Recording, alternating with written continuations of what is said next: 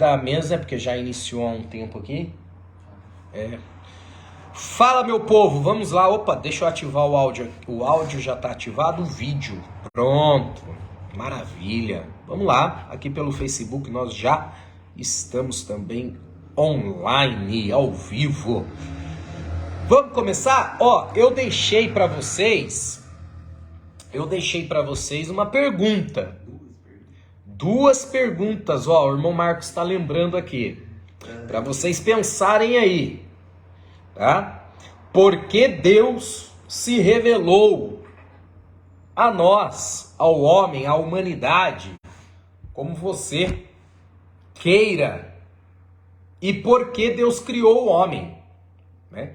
Eu lembro que o Isaac comentou, a Gabi, o irmão Marcos aqui, o pessoal participou aí, mas eu pedi para vocês pensarem aí, durante a semana, para a gente chegar e iniciar a aula daqui, né? Partindo desses dois pensamentos, dessas duas provocações, para refletirmos. Então vamos lá? Deixa eu começar aqui, depois eu venho aqui com o irmão Marcos. Vamos lá. E aí, Isaac, pegar na sequência aqui, conseguiu pensar, deu para pesquisar, refletir um pouco sobre isso? Me fala aí. Então, Tiago, repete a primeira pergunta, por favor. Por que Deus se revelou? Eu acredito que Deus se revelou porque Ele é amor, né? Acima de tudo. E Ele necessitava de alguém também para amar. Então, a revelação de Deus se deu devido ao amor de Deus. Legal. Então, vamos por parte, então. Foi bacana, Isaac. Parabéns, tá? Vamos lá. E a irmã Gabi, por que Deus se revelou? Oi, boa noite, Thiago. Boa noite. A pergunta é por que ele se revelou e por que ele nos criou, né? Isso.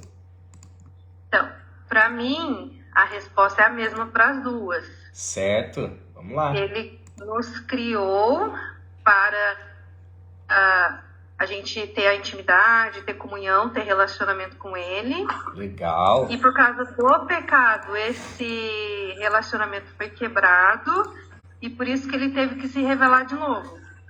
Maravilha. Para manter esse relacionamento. Muito bom, muito bom. Não vai dar para perguntar para todo mundo, né? Senão a gente fica sem tempo para desenvolver a aula. Mas eu queria ouvir também aqui o irmão Marcos. Vai lá, irmão Marcos. A criação do homem... Por que Deus se revelou primeiro? Não, porque se revelou por causa da queda. Por causa da queda. Mesma ideia aqui da irmã Gabi, exatamente, né? Legal. Para resgatar após a criação e após a queda, ele tinha que resgatar. Para o resgate. Legal, bacana. Muito bom, muito bom. Vamos lá. E aí, irmão Henrique, para a gente encerrar aqui e avançar. Conseguiu pensar nessas duas questões? Compartilha com a gente aí. Se sim, diz aí, qual que é a sua ideia? Tá ouvindo o áudio? Tá me ouvindo? Perfeitamente. Sim, então, eu não vim na aula passada, né? Não deu para participar, lembra? Estava trabalhando. Sim, Mas sim. como que eu marquei aqui agora, porque Deus se revelou. E eu tenho a mesma ideia do irmão Marcos, da irmã que falou ali. Se revelou por causa do pecado, né? Quebrou a aliança com o homem, né? Foi quebrada a aliança pelo pecado. E ele se revelou para salvar a humanidade, né? Para mostrar que tinha Deus, para mostrar que tinha um Salvador, né? Um sacrifício perfeito. Maravilha. Né? E depois ele nos criou, na verdade ele não precisava nos criar, né? Deus é autossuficiente. Ele já tinha os anjos para ele, né? Para adorar ele. Ele não precisava. Ele criou a terra vazia, sem forma. Ele quis ter nós, né, criatura, como a sua imagem e semelhança. Ele é tão bom que ele dividiu um pouco com a gente, né? Falando, Deus, façamos os homens a nossa imagem e semelhança. Semelhança também não física, né? Aí tá falando questão de caráter, de consciência, de inteligência. É isso que eu penso. Muito bom, gente. Vamos lá, então. Vamos avançando aqui. eu vou talvez apresentar uma ou duas prerrogativas aqui para vocês, tá bom?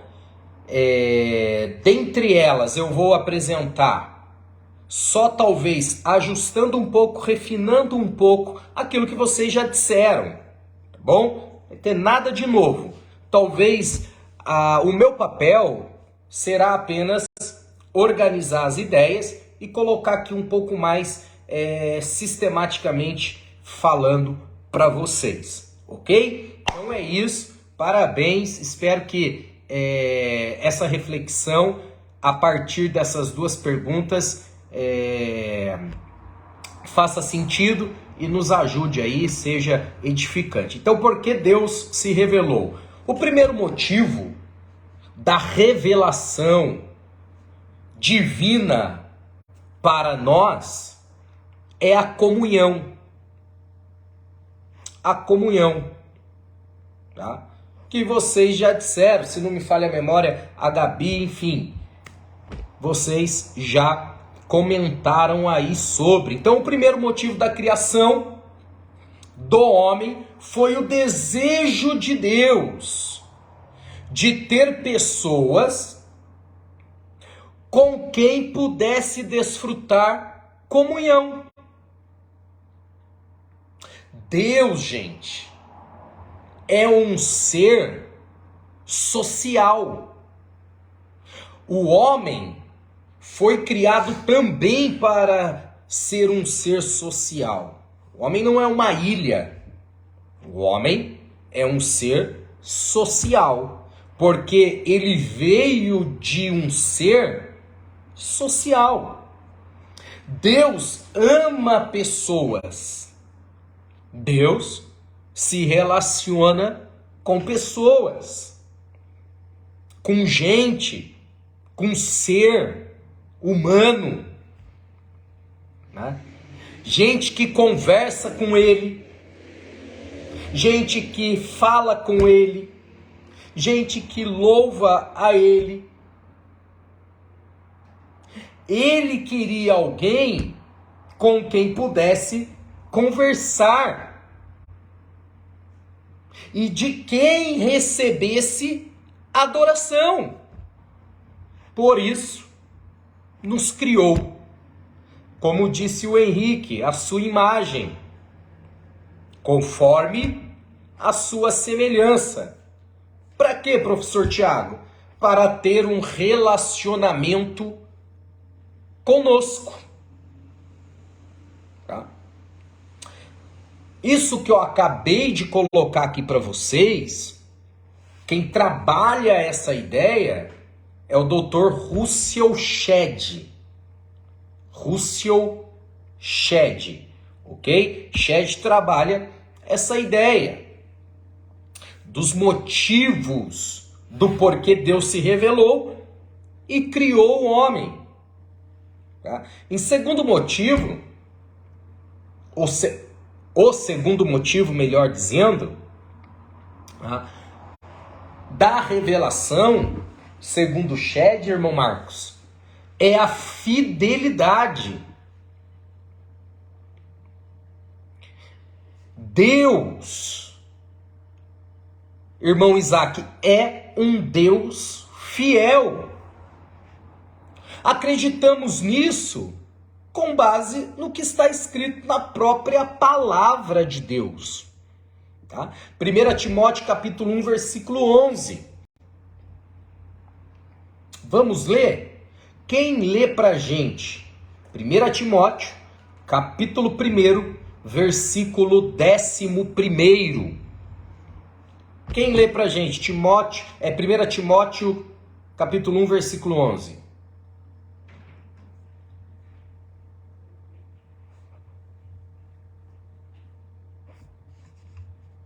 Vamos lá.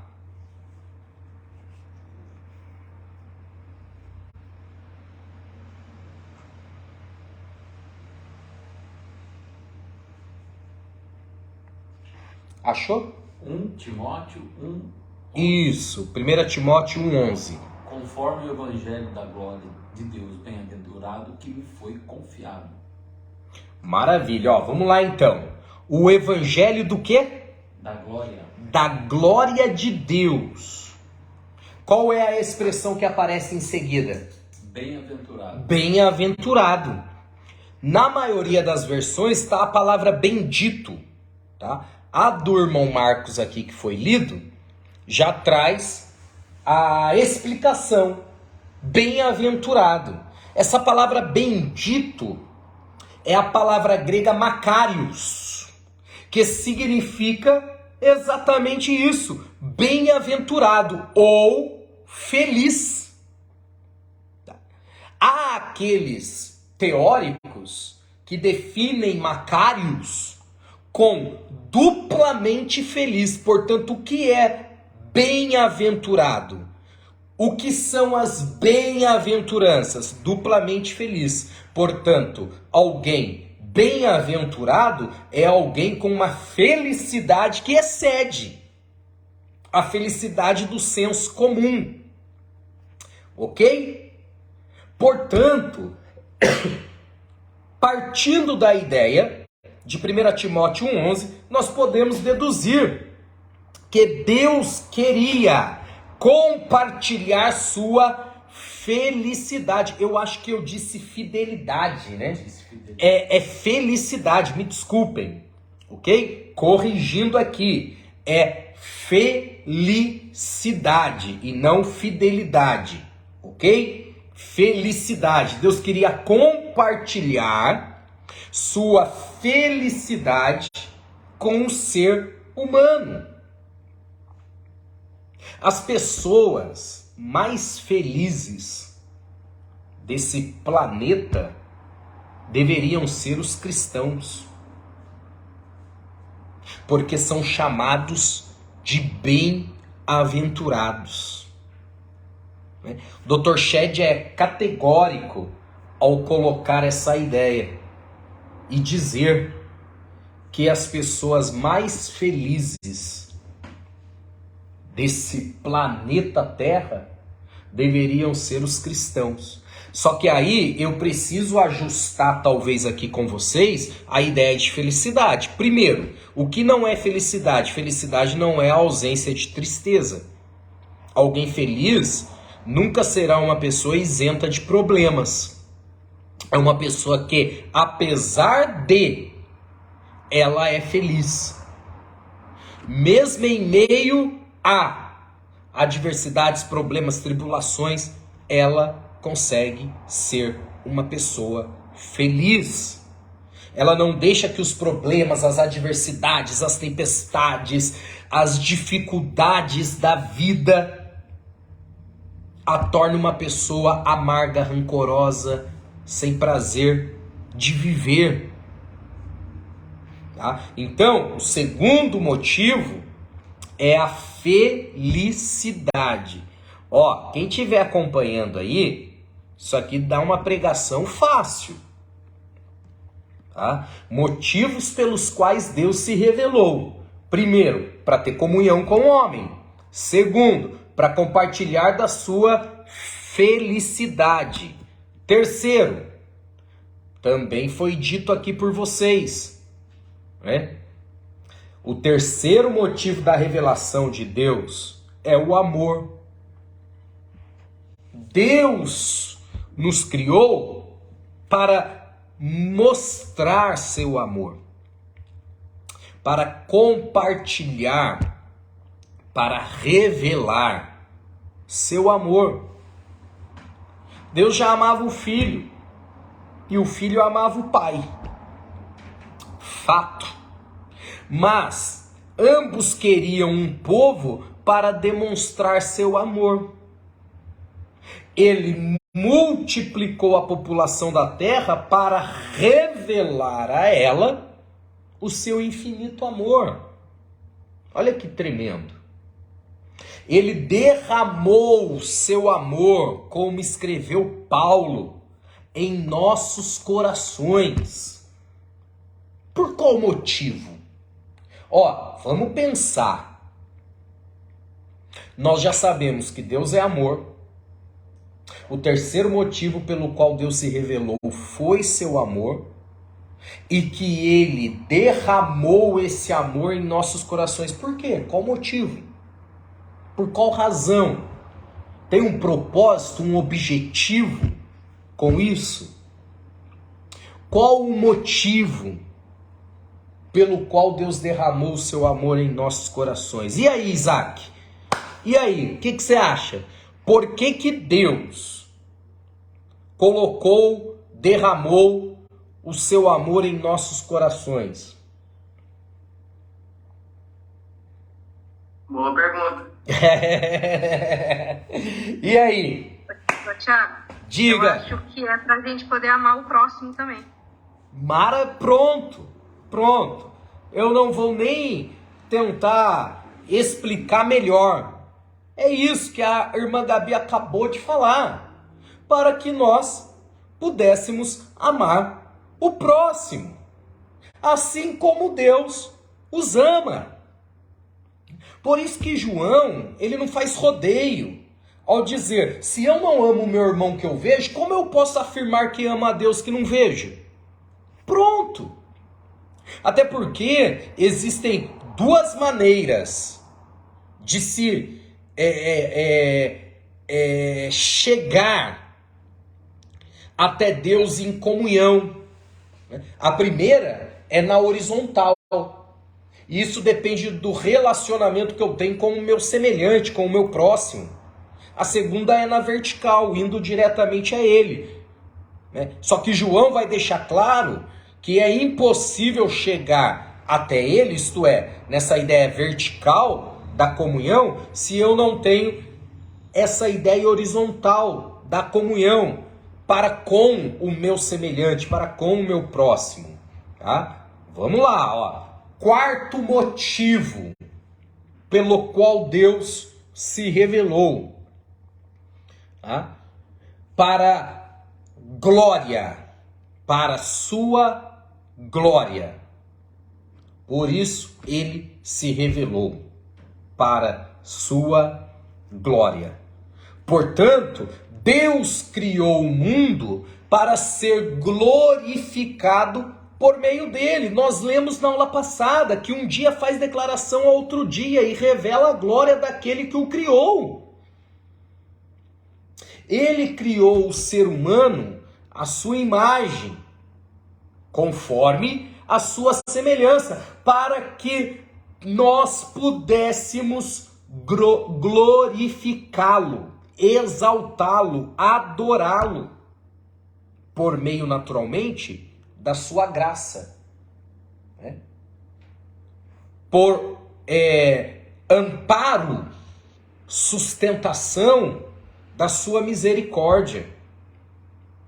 Vamos ler outro texto, Efésios capítulo 1, versículo 6. Efésios capítulo 1, versículo 6. Quem achar pode ler para a gente, por favor, para adiantar. Efésios capítulo 1, versículo 6. Para louvor e glória da sua graça, pela qual nos fez agradáveis a si no amado. Olha aí. Tá? Pronto. O texto é um texto claro, objetivo e que encaixa aqui no que nós estamos falando.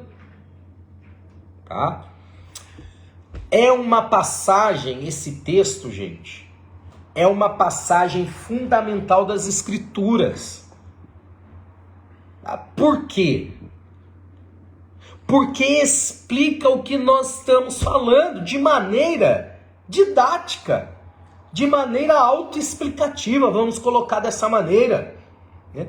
Do porquê, o motivo pelo qual Deus nos criou para louvor da sua glória. Ok? Olha aí, quanta coisa, hein? E o quinto motivo? O quinto motivo. Vamos lá.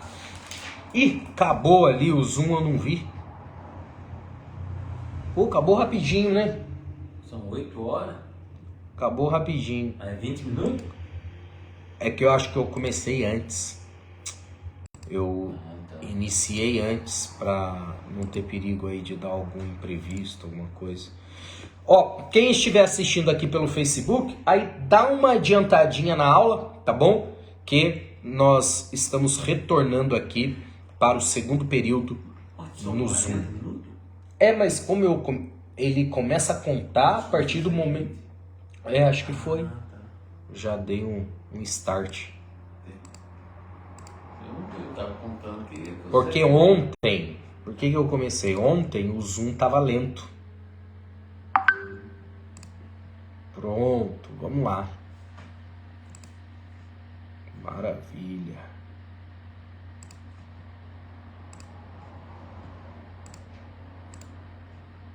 Glória a Deus. Voltamos. Acabou ali e eu não percebi. Vamos lá. Retornando aí, aguardando. O pessoal já tá chegando. Deixa eu ver quem chegou. Isaac, Henrique, vamos lá.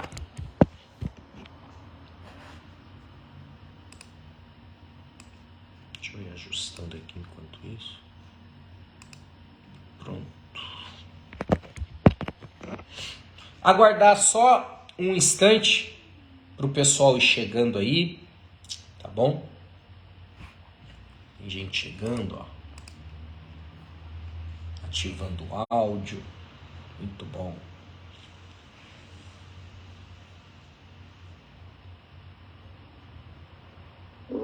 Pastor Tiago, essa é a segunda aula, né? Da introdução bíblica, é isso? Isso mesmo, segunda aula. É. Tá joia? Então vamos lá. Ô, Thiago. Oi. Caiu todo mundo mesmo, né? Ou só fui eu? Não, foi. Acabou o primeiro período. Ah, beleza. Tá bom?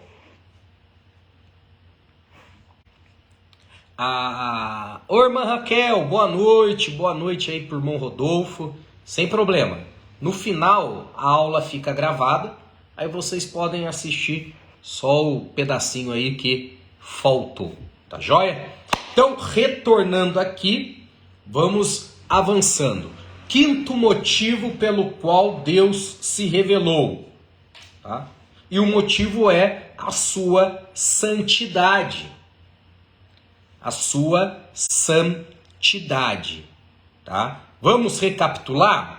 O primeiro motivo é a comunhão, o segundo motivo é a felicidade, o terceiro motivo da revelação é o amor, o quarto é a sua glória e o quinto, por fim, a sua santidade. Então Deus criou o homem para compartilhar com ele a sua santidade. Eu já ensinei vocês que Deus compartilhou com o homem os seus atributos morais, tá? E os atributos unicamente do divino, Deus não compartilhou, tá? Quais são eles? Onipotência, onisciência, onipresença, soberania. Esses Deus não compartilhou com o homem, mas os seus atributos morais Deus compartilha com o homem ao criar. Tá? Só relembrando o que nós já falamos. Não vou entrar novamente a fundo aqui, mas já trabalhamos isso. Pronto, então Deus cria o homem para, em quinto lugar, compartilhar com ele a sua santidade. Tá? Levíticos capítulo 11, versículo 44, diz: sereis santos, porque eu, o Senhor vosso Deus, sou santo. Tá? Então, Deus, ele compartilha com o homem e chama esse ser para viver uma vida em santificação. Por isso, ele nos manda viver conforme está escrito no texto de Levíticos 11, 44, uma vida em santidade, tá? Nesse mundo corrompido, nesse mundo desconfigurado, tá? Nesse mundo que está distante do Criador. Shedd, o Dr. Russell Shedd, deixa isso muito claro, que esse é o principal propósito da igreja na Terra, propagar um Deus que está em busca do homem, né? E a igreja caminha no processo de santificação. Assim como eu acabei de trabalhar com vocês o que não é felicidade, porque eu penso que pontuando aquilo que alguma coisa não é, fica mais fácil de entender o que ela é. Vamos tentar fazer aqui a mesma coisa com santidade. O que não é santidade? Santidade não é perfeição. Quando a gente fala de santidade, nós não estamos falando de perfeição. Nós estamos falando de pessoas falhas, de pessoas pecadoras, como eu, como nós, que estão em busca daquele que é perfeito, para sermos aperfeiçoados nele, por ele e para ele. Ponto. Tá? Então, não entenda santidade, santificação com perfeição, com alguém que não erra. Ok? Pronto. Então, respondida as duas questões que nós levantamos aqui no final da aula passada, e eu deixei aí vocês a semana toda pensando nessas duas questões, tá? Tá respondido. Trabalhamos aqui o porquê Deus se revelou e o porquê Deus criou o homem. Eu disse a vocês, quem está acompanhando aí já tem uma pregação fácil, né?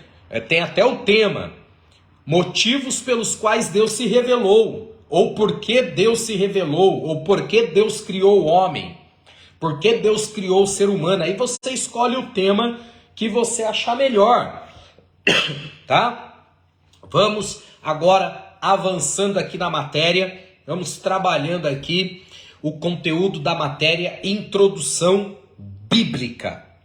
Bom, falar de introdução à Bíblia, irmão Marcos, não tem como caminhar nessa ideia sem falar o que é a Bíblia. Não tem como. Precisamos falar o que é a Bíblia, tá? Bíblia, gente. Bíblia é uma palavra que não aparece na Bíblia, em primeiro lugar. Em primeiro lugar.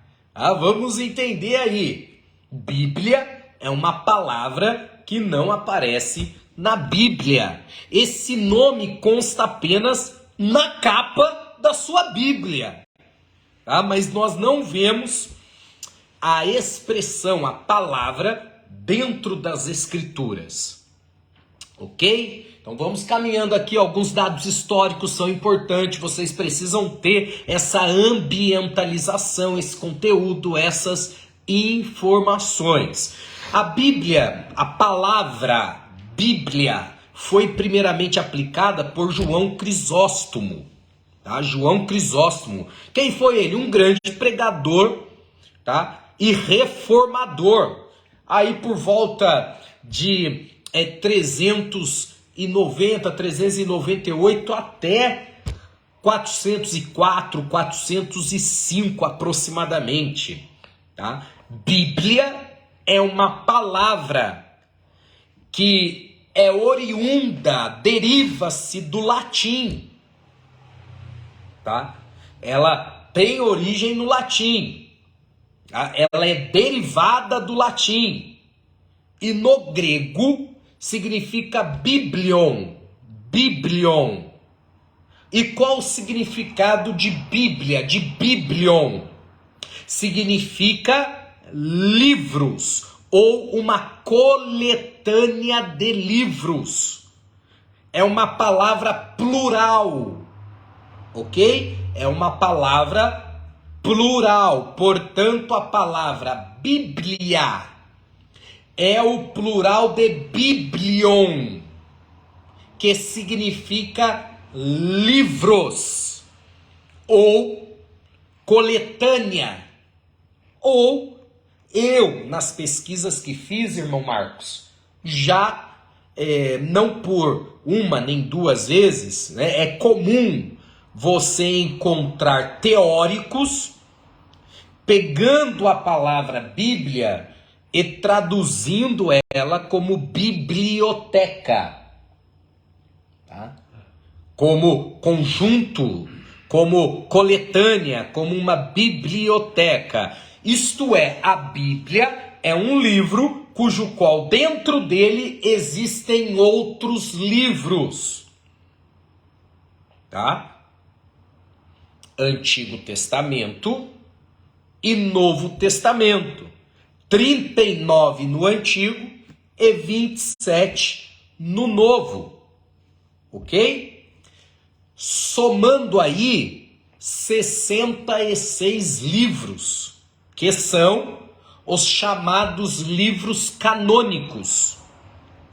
É natural que, por exemplo, na Bíblia utilizada na Igreja Romana, tá, existem alguns livros a mais, que são os chamados livros apócrifos.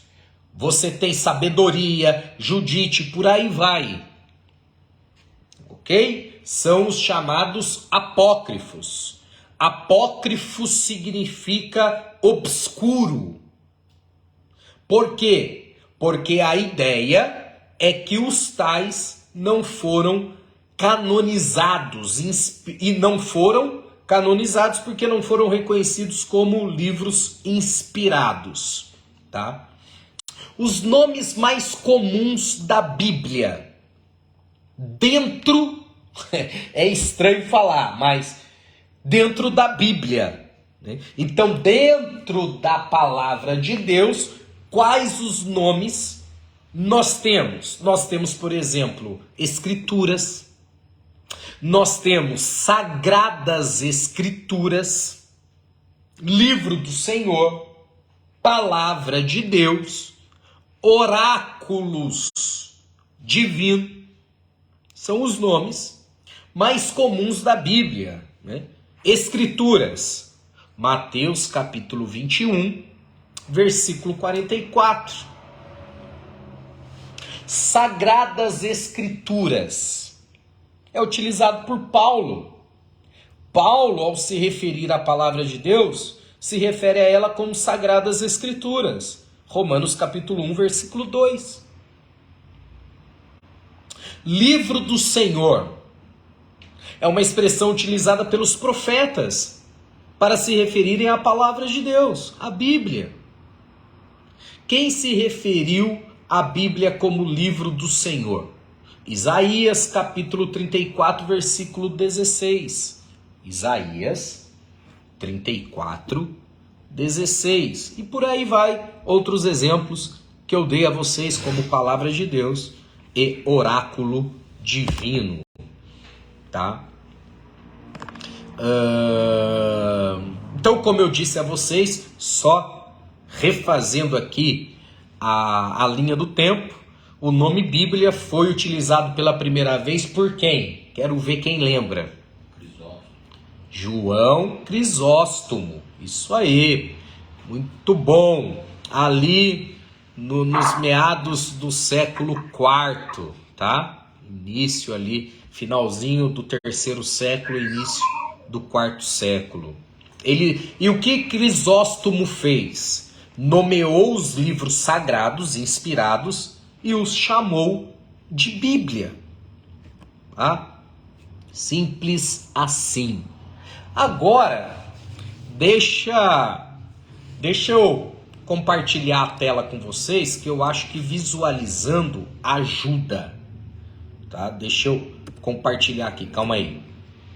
Deixa eu ver se eu vou conseguir. Deixa eu compartilhar aqui. Pronto. Aí eu tenho que mexer no celular aqui. Pronto, me ajudem aí pra ver. Colocar aqui do lado, irmão Marcos, pra você dar uma olhadinha aí. Consegue ver aí? Tá. Estamos vendo. Tá dando pra ver? Então, em qual material a Bíblia foi escrita? Porque na origem, eu já expliquei isso aqui para vocês, vamos recapitular, tá? A Bíblia, ela foi preservada através do que nós chamamos de tradição oral. O que é isso? O pai contava as histórias para o seu filho para o filho dele, e assim a história ia sendo preservada, tá? Inicialmente se escreviam em pedras, mas ainda assim era muito difícil o conteúdo todo. É por isso que o Antigo Testamento, principalmente, nós temos um material vasto de conteúdos da tradição judaica. Coisas que, por exemplo, não estão inseridas nos livros que estão fazendo parte da Bíblia, que fazem parte da Bíblia, mas que na tradição oral dos judeus eles contavam, né? Eles contavam. Eu já mostrei para vocês, eu tenho ali uma coleção judaica. Deixa eu virar aqui para ver se aparece lá. Não sei se aparece aqui, ó, essa azulzinha. Opa, calma aí. Ah, meu dedo vai ficar ruim ali. Não sei se eu consigo mostrar aqui, ó, essa azulzinha aqui. Tem até alguma coisa lá na frente, uns cadernos de anotação, mas é essa coleção aqui, ó, tá? Voltando aqui, calma aí.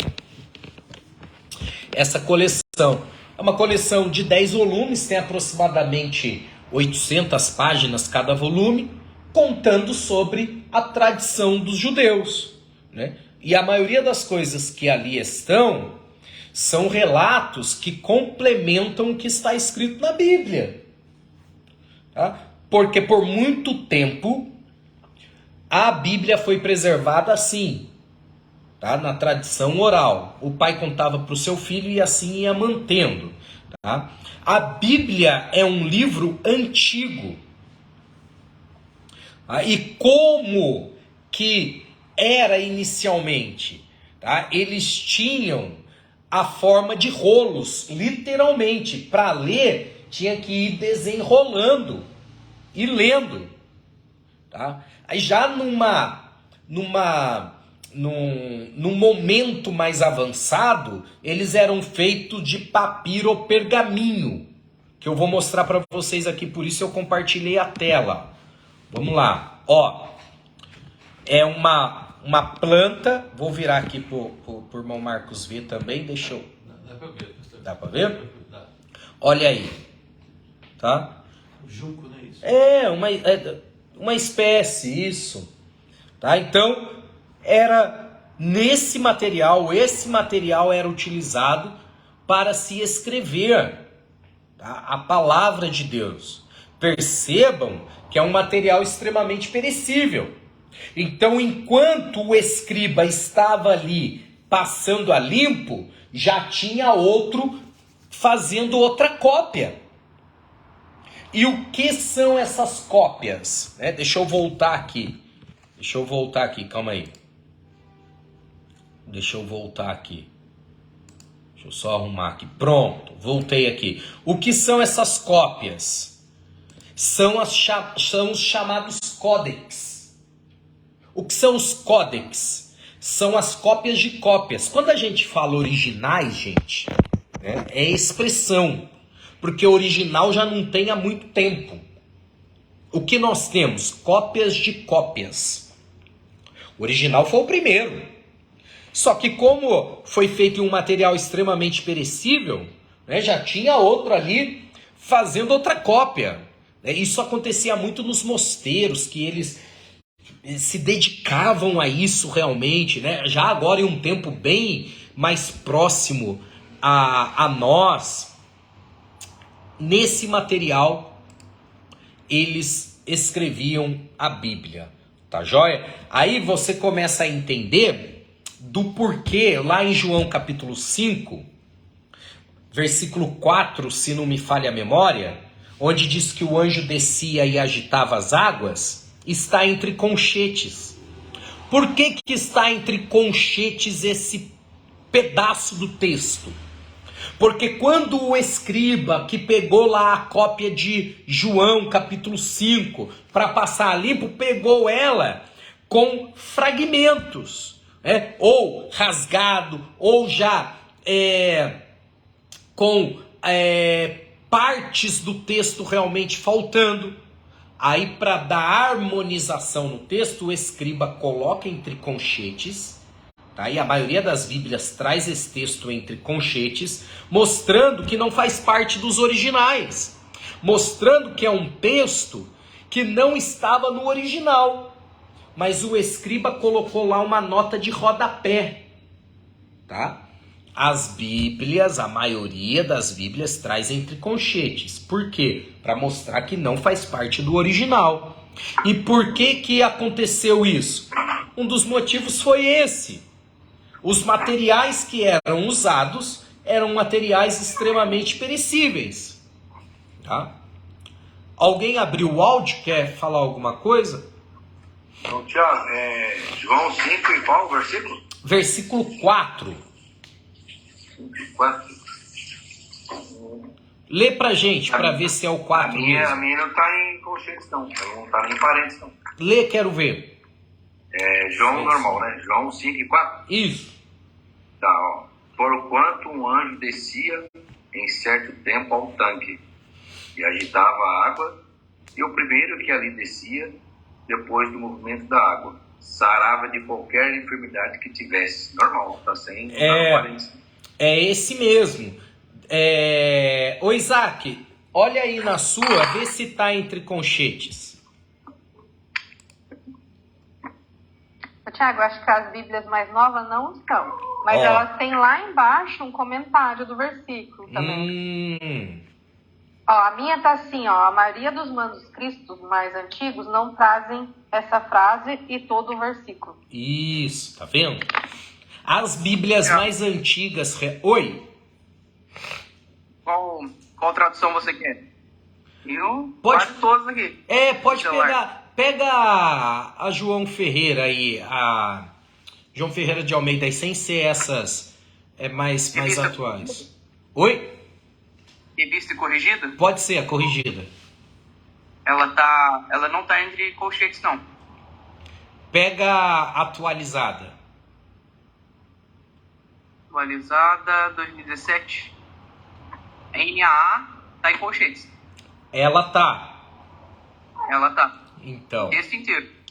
O texto todo? Só o 4, você diz, né? Esse versículo todo. Sim, isso mesmo. O texto todo, versículo 4 todo, tá? É por esse motivo, tá bom? Pelo material aí que era utilizado. Olha, eu sempre achei que tinha um anjo lá. Então, o irmão Marcos está dizendo aqui que ele sempre achou que tinha um anjo lá. Eu também, a gente lia o texto, tá escrito na Bíblia, como dizem, né? Porém, tem essa questão aí. Mais algum comentário antes da gente avançar? Uma pergunta. É errado se eu vou fazer uma pregação e bater nessa tecla? Então, ó que interessante. Que é fato essa situação. Isso, olha que interessante. O irmão Marcos disse que é errado se for pregar sobre esse texto e pregar dizendo que o anjo realmente aparecia lá. Eu penso que é uma questão de ser coerente. A partir do momento que eu sei que isso não faz parte do texto dos melhores originais, aí seria realmente contraditório colocar isso como sendo verdade, sabendo que não é. Tá? Porém, o que eu costumo dizer? Se a pessoa quer falar sobre cura, existem 200 outros textos para falar de cura. Aí a pessoa quer usar logo o qual não está nos originais. Tá? Quer falar que Jesus cura, que muda a história de alguém? Tem vários outros textos, tá? Para poder usar. Diga. Pastor Tiago, eu tenho uma Bíblia que eu ganhei aqui do CM de Cristo, né? Era da UMCEB, União dos Militares Cristãos Evangélicos do Brasil. E ela está em parênteses. Aí só que é diferente, ó, a maneira que escreveu, tá? Em parênteses, o quadro todo, ó, esperando que a água se movesse, ponto. Porque um anjo decide tempos em tempos, agitando-a, e o primeiro a entrar no tanque, uma vez agitada a água, sarava de qualquer doença que tivesse. Então. Conchetes, né? Tá em parentes também. Conchetes. Conchetes, Isso. Maravilha. Tá? Então... Ô, Thiago, Oi. só mais uma coisa em relação a esse versículo. Ele dá a entender que parecia que era até uma lenda da época, né? Sim, Porque não tem também histórico de ninguém, nenhuma testemunha de alguém que foi, né, curado. Exatamente. E você não tem nenhum outro texto que mostre um anjo curando alguém. Você não tem nenhuma outra passagem bíblica mostrando que um anjo foi lá e curou alguém. Você tem anjos aparecendo a pessoas, né? Apareceu Abraão, apareceu Gideão, enfim. No nascimento de Jesus, os anjos são reais. Ponto. Tá?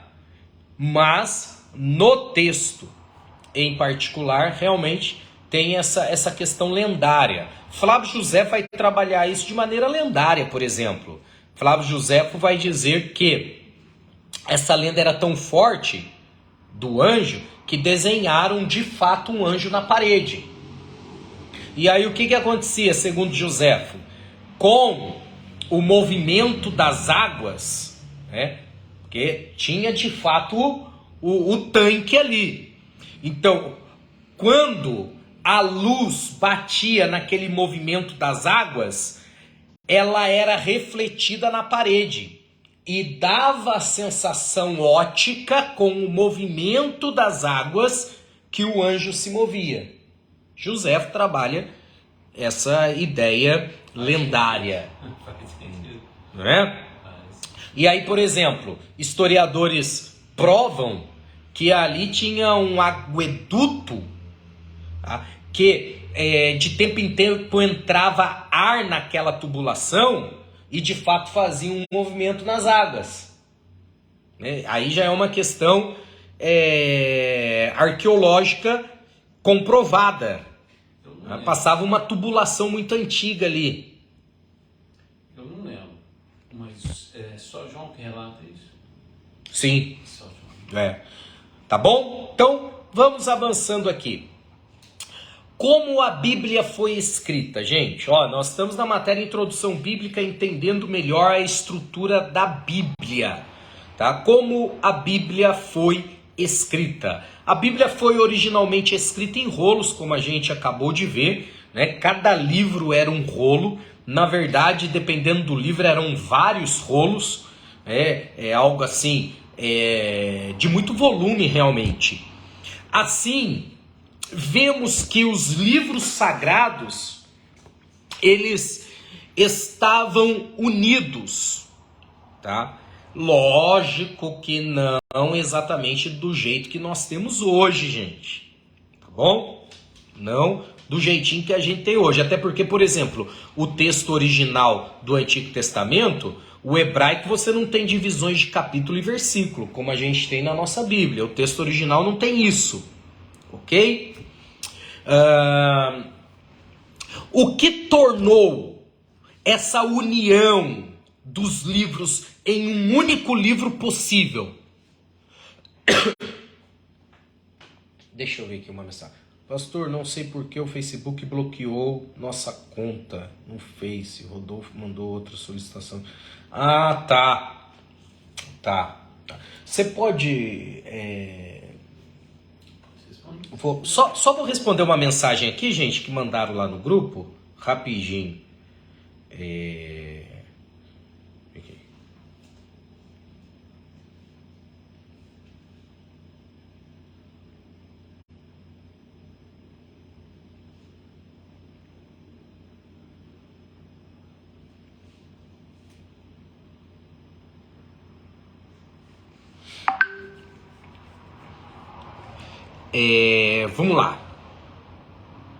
Vamos lá. Então, o que tornou essa união possível? Foi a invenção do papel. Os chineses, para quem não sabe, tinha que ser. Os chineses, lá por volta do século II, inventou o papel. Só que não era apenas isso que tornaria, não seria isso, melhor dizendo, que tornaria a união dos livros possível. O que tornou também foi a invenção da gráfica, ou da chamada prensa de Wittenberg, Alemanha, ou Gutenberg, tá? Na Alemanha, inventada aí a primeira prensa gráfica, né, no ano de 1450, e utilizada para imprimir a Bíblia, ou seja, o primeiro livro a ser impresso no mundo foi a Bíblia. A Bíblia. O primeiro livro a ser impresso, tá? Foi a Bíblia completa, Antigo e Novo Testamento, de Lutero, na época da Reforma Protestante. Tá bom? Primeiro livro a ser impresso foi a Bíblia completa de Martim Lutero, o grande reformador. Tá? Vamos avançando aqui, tem um tempo ainda aí. Quem escreveu a Bíblia, gente? Quem escreveu a Bíblia? Quem que escreveu? A Bíblia foi escrita por cerca de 40 autores em um período de aproximadamente 1.600 anos. Isto é, 16 séculos aí. Os autores eram poetas, pescadores, reis, profetas, filósofos, médicos, músicos e por aí vai. Tá? O Antigo Testamento, eu já disse isso a vocês, vou sempre repetir, foi escrito em hebraico com algumas raras porções em aramaico, uma língua considerada extinta, tá? E o Novo Testamento, todos os 27 livros do Novo Testamento, escrito originalmente na língua grega. Tá? Então, quando nós falamos de originais, quando você escuta alguém falando originais, Antigo Testamento hebraico, Novo Testamento grego. Né? Como aconteceu o processo de escrita da Bíblia? Como Deus inspirou a Bíblia? Tá? Bom, a Bíblia é um livro humano e divino. Vou repetir. A Bíblia é um livro humano e divino. Tá? Humano porque foi escrita por homens. Deus respeitou, inclusive, nesse processo de inspiração, as características daquele que escreveu. A pessoa que escreveu não foi abduzida. Nós não estamos falando de espiritismo kardecista. Não foi psicografada. A Bíblia não foi psicografada. A Bíblia foi inspirada e escrita por homens. Por isso ela é humana e divina. Tá? Humana porque, repito, foi escrita por homens. E divina porque foi inspirada por Deus. Deus inspirou cada autor, de modo que eles não perdessem a sua persona, a sua personalidade, e usassem a sua capacidade mental, usassem a sua mente. Porém, irmão Henrique, cada vírgula, cada letra, Isaac, cada palavra, irmã Gabi, foi inspirada por Deus. Pedro, quando escreve, Deus inspira. O Espírito Santo conduz. Paulo, de igual modo. Lucas, de igual modo. E por aí vai. Tá? Então, nesse processo da escrita bíblica, nesse processo de inspiração, existe de maneira impreterivelmente o Espírito Santo conduziu, direcionou. Tá? Também, irmão Marcos, nós temos Deus se revelando em sonhos. Deus deu sonhos. Deus deu visões. Quer ver uma coisa? Gênesis 37. Daniel capítulo 4, capítulo 5. Existiram aqueles que ouviram audivelmente a voz de Deus, como é o caso de 1 Samuel capítulo 3. Existiu muito no Antigo Testamento um fenômeno chamado teofania. Teofania, teos, Deus, fania, forma. Deus tomando alguma forma para se revelar ao homem. Ou também nesse processo nós temos os anjos entregando uma mensagem, lá também em Daniel. Ou, como é o caso de Lucas, irmão Marcos, que pesquisou, estudou, né? Então, a Bíblia também, nesse processo de escrita, se deu através de estudo e pesquisa pessoal. Tá? Vamos lá.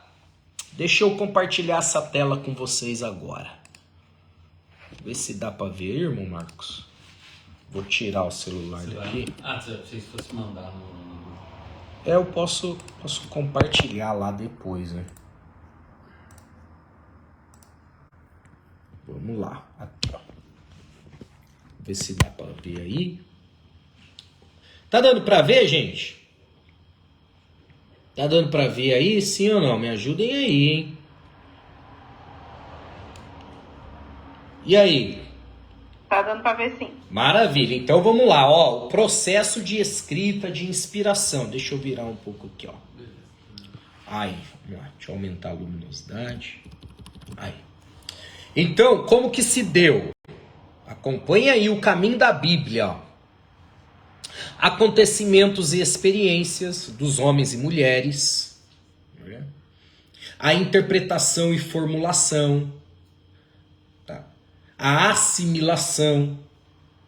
Aí vem, ó, da assimilação, nós temos aí o que eu falei para vocês agora há pouco nessa aula, a transmissão oral. Tá? O pai contava para o filho para o filho dele.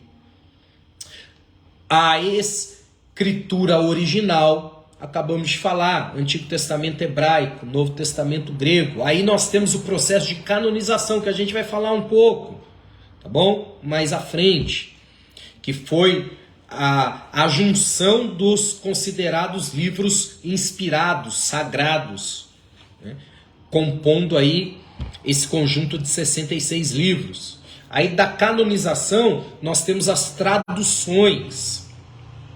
Hoje nós já temos o fenômeno das versões. Então uma coisa é tradução, outra coisa é versão. Tá? E aí das traduções nós temos a Bíblia em português. Okay? Então esse é o caminho. Tá? Esse é o caminho que a Bíblia... Compartilho, claro. Compartilho sim. Legal, né? O caminho da Bíblia. O caminho da Bíblia. Voltando aqui então, gente. Deixa eu só... estava me esquecendo, para quem acompanhar pelo Facebook, deixa eu mostrar aqui, ó. Aqui, gente. Esqueci de mostrar aqui para quem estiver acompanhando no Facebook, ó.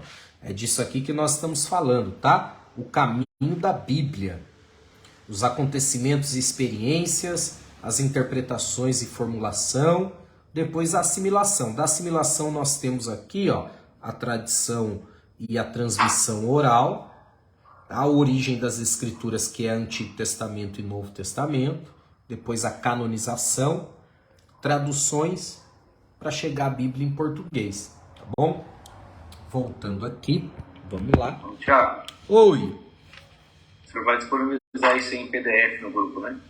Eu vou ver se eu mando para vocês essa imagem aqui. Vou tentar mandar para vocês. Outra coisa, aqui no meu computador avisa menos de 1 minuto para acabar, tá? Essa hora. Legal. Vou finalizar então e a gente já retorna, tá? Vou finalizar aqui e a gente já retorna. É só clicar no link, por favor. Obrigado. O que eu li até agora a respeito disso daí... Só um segundinho. Quem estiver aqui acompanhando pelo Facebook, depois pode adiantar um pouquinho aí que a gente vai para o terceiro e último período da aula aqui na sala de aula no Zoom, tá bom? Então, para você não precisar ficar aí esperando chegar o momento, pode adiantar um pouquinho. Ô, irmão Marcos, pode falar. A respeito da descoberta em 1947 dos escritos de Isaías, a fidelidade. Na caverna de Qumran. Na fidelidade do... Total. Pelo que eu entendi, eles fizeram comparação do que estava escrito no livro de Isaías. Total. Naquele ano. Uhum. E com o que foi escrito em 1960. Não, super. É uma das provas de fidelidade, né? De veracidade, exatamente. Sem dúvida. Das escrituras. E aí os caras traduziam, copiavam, né? Aham.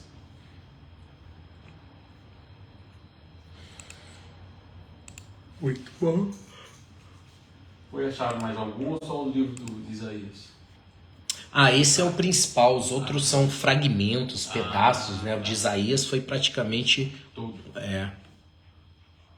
Os rolos ali preservados, né? Nos vasos com azeite. Entendi. Pronto, gente. Vamos lá, então. Vamos avançando aqui. Vamos lá. Opa, calma aí. Deixa eu só arrumar aqui. Muito bem. Então, qual que é a estrutura da Bíblia? É lógico que para vocês que já estudam, né, que estão aí se dedicando ao estudo da Bíblia, muita coisa parece, poxa, eu tenho que escutar isso, mas é bom a gente rever, inclusive aquilo que nós já conhecemos, é bom a gente visitar novamente, tá? E fazer essa revisão. Então vamos para a estrutura da Bíblia, tá? Para a estrutura da Bíblia. E aí, só para concluir o raciocínio aqui, então, para quem já está familiarizado, às vezes é um pouco assim, desconfortável de ter que ouvir novamente, mas nós temos que entender que existem pessoas que podem não ter esse mesmo nível de informação, então nós precisamos, na matéria, caminhar aqui no passo a passo, tá joia? A estrutura da Bíblia. Então nós temos o Antigo Testamento e Novo Testamento. Antigo Testamento, 39 livros. Novo Testamento, 27. Antigo Testamento, hebraico. Novo Testamento, grego. Antigo Testamento é a chamada Antiga Aliança. Novo Testamento, Nova Aliança, né? O Antigo Testamento, ele veio através da lei. E o Novo Testamento, por meio de Cristo, veio por Cristo. A lei, né? A Antiga Aliança foi feita no Sinai. E a Nova Aliança, consumada no Calvário. O Antigo Testamento, a Antiga Aliança, a lei, selada com sangue de animais, irmão Marcos. E o Novo Testamento, a Nova Aliança, o Novo Concerto, selada com o sangue de Cristo, tá?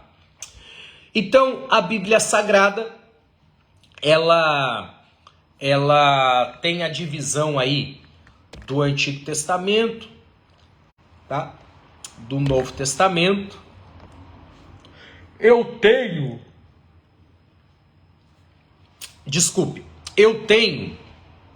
o registro dos períodos históricos da Bíblia, tá? Que depois eu posso disponibilizar para vocês, tá joia? Esse daqui é legal, a ordem cronológica da Bíblia. Deixa eu mostrar aqui para vocês, ó. Deixa eu pegar aqui agora.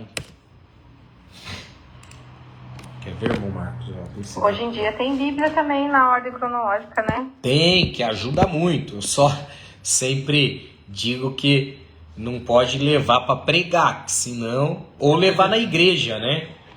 Se levar na igreja, você se perde. A pessoa abre em Mateus capítulo 4, não vai estar na sequência.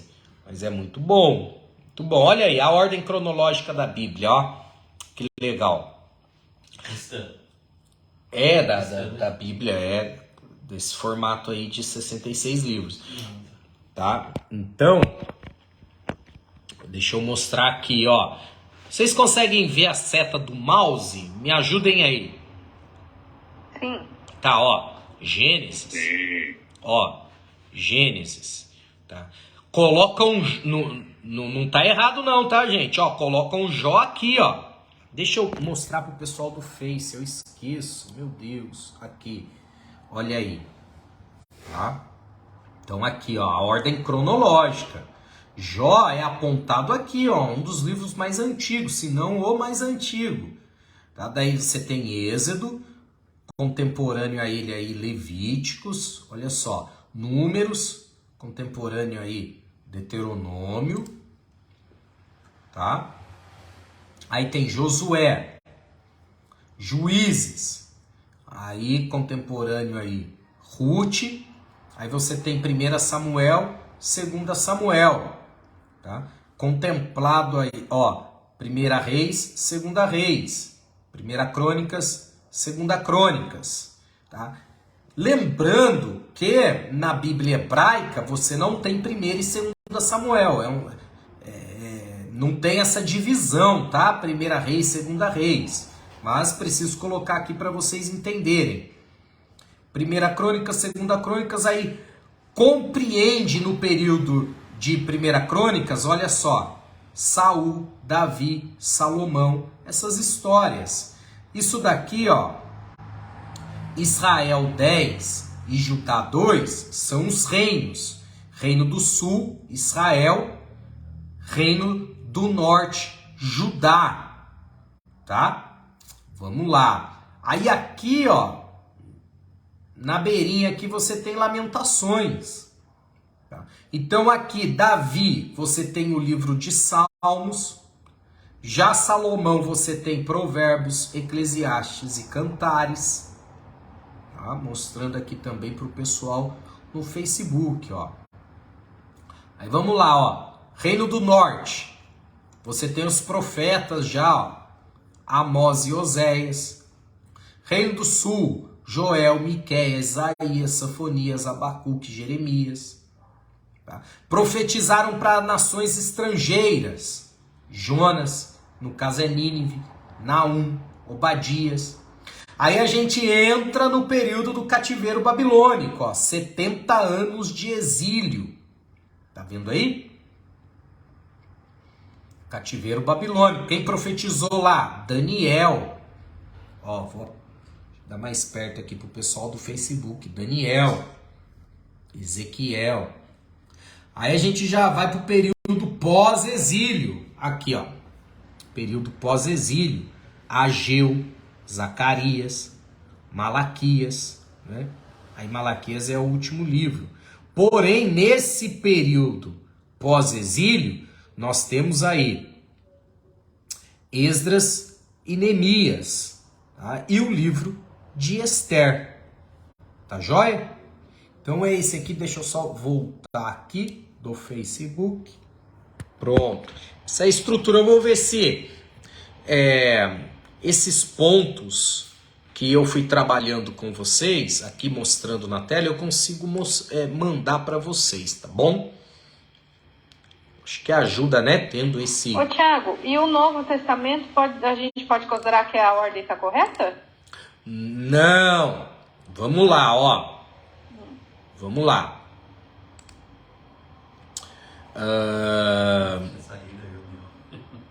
Saiu daí? É porque daí eu tava acompanhando aí, ó. Vamos lá.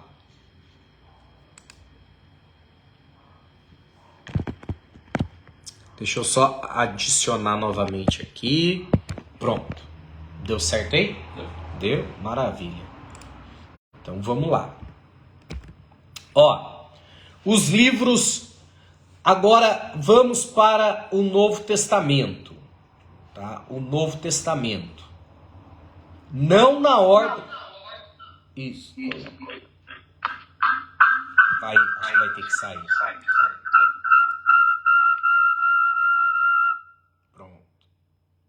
Senão vai... Isso. Nada, imagina. Senão acho que ia dar... Microfonia. Tava vendo, né?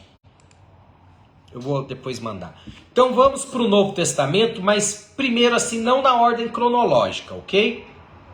Não na ordem cronológica. Vamos só dar um panorama aqui. Então no Novo Testamento nós temos os Evangelhos, nós temos um livro histórico, que é o livro de Atos, nós temos as epístolas, tá? E nós temos um livro chamado de Revelação, que é o livro de Apocalipse, é o livro profético do Novo Testamento. Então os evangelhos compreendem de Mateus a João, tá? De Mateus a João. Mateus, Marcos, Lucas e João, os 4 evangelhos. Desses 4 nós temos os chamados sinópticos, Mateus, Marcos e Lucas, tá?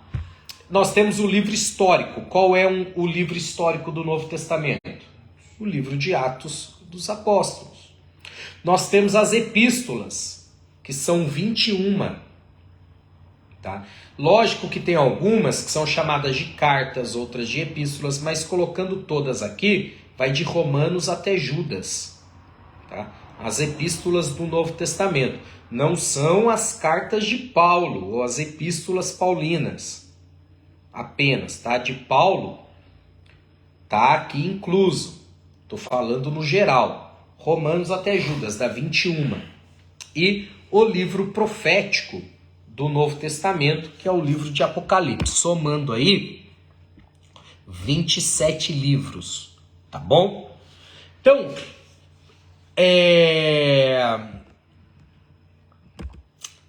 vamos lá. No Novo Testamento, falando da biografia de Jesus. A biografia de Jesus. Nós temos o seu nascimento, seu batismo, a sua tentação, Sermão do Monte, os milagres que ele realizou. Aí nós temos as parábolas, os momentos de embate de Jesus, né, contra os grupos religiosos. Aí nós vamos já para a parte final da sua biografia, que é a sua paixão, né, a morte, depois a ressurreição e a ascensão. Tá? Essa sequência aí.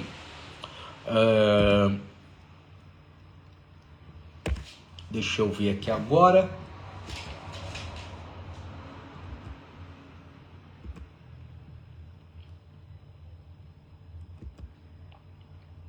Eu ia falar para vocês já sobre a canonização para depois pegar a ordem.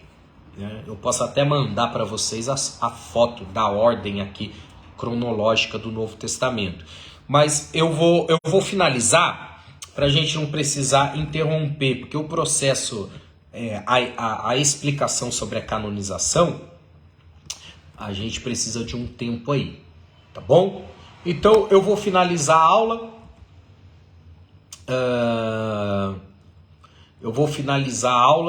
Ou deixa eu ver se tem algum assunto menor aqui que eu possa falar. A tradução.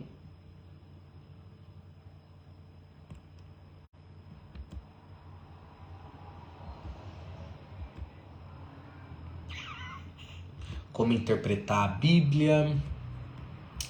Também não dá. Eu ia falar aqui das traduções da Bíblia, né? A Bíblia hebraica, a Septuaginta, a Vulgata Latina, a Bíblia de Lutero e Almeida. Mas também vou deixar aqui para um outro período. Joia? Então, gente, Deus abençoe. Olha só, uma notícia boa para vocês, tá? Quem tem filho aí sabe, a criançada já entrou de férias. O João já tá colocando a casa de perna pro ar, não para um minuto, né? Criançada tá de férias aí, com colônia, maravilha, glória a Deus, mas entrou de férias. E como eu já disse a vocês, nós acompanhamos as férias escolares. Então hoje, nós vamos entrar de férias. Glória a Deus. Ó, saiu um glória aqui, sincero, do coração.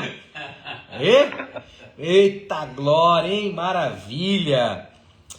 Então, nós vamos aí de férias, lembrando vocês também que a mensalidade continua normalmente nas férias, né? Vocês já sabem disso.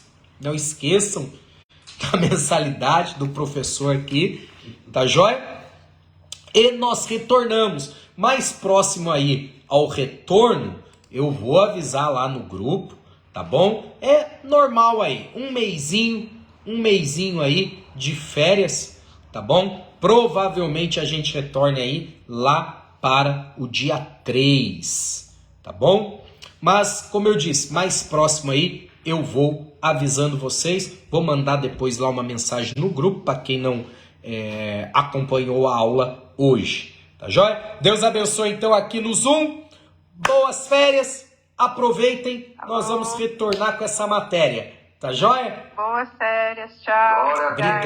Obrigado. Eu sei que vai ser muito difícil para vocês ficarem um mês longe desse professor aqui, mas aguentem firme, tenham aí...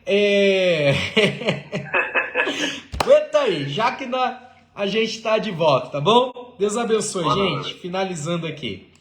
Aqui no Facebook também, Deus abençoe. Um abraço, boas férias. A gente se vê já de volta, tá bom? Vou finalizar.